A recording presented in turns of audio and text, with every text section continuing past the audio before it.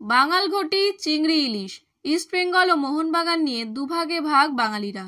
তেমনি উত্তম সৌমিত্র নিয়েও তরজা রয়েছে আপামর বাঙালির জীবনে। কে বড় অভিনেতা তা নিয়ে চায়ের আড্ডায় এখনো তর্কের ঝড় ওঠে। কিন্তু সিনেপ্রেমী মানুষদের মধ্যে এমন লড়াই চললেও উত্তম ও সৌমিত্রের মধ্যে ছিল এক গভীর বন্ধুত্ব।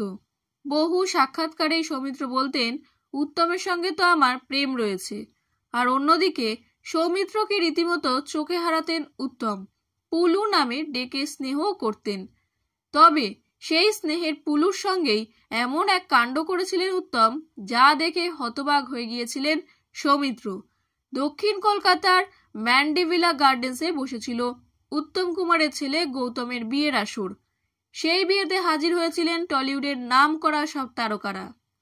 মহানায়কের ছেলের বিয়ে বলে কথা, আয়োজন ছিল দেখার মতো। সেই বিয়ের অনুষ্ঠানে নিমন্ত্রিত ছিলেন উত্তমের স্নেহের পুলু অর্থাৎ সৌমিত্র চট্টোপাধ্যায়ও।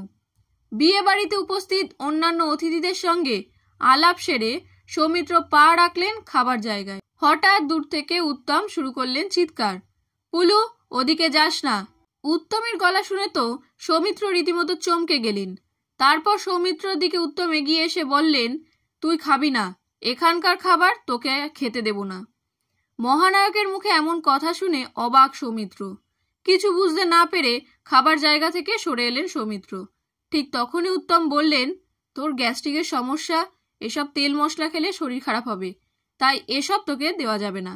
ঠিক তারপরেই উত্তম তার স্ত্রী গৌরীদেবীকে বললেন, পুলুর জন্য মিষ্টি, দই নিয়ে আসো তো, পুলু এগুলোই খাবে। সেদিন সৌমিত্র উত্তমের এমন কেয়ারিং রূপ দেখে সত্যি আপ্লুত হয়েছিলেন।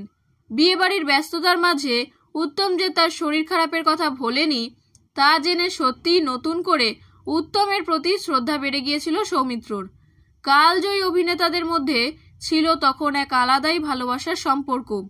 কাজের বাইরেও একে অপরের সঙ্গে যোগাযোগ রাখতেন পরিবারের মতো করেই, যা আজকাল খুব ব্যতিক্রমী।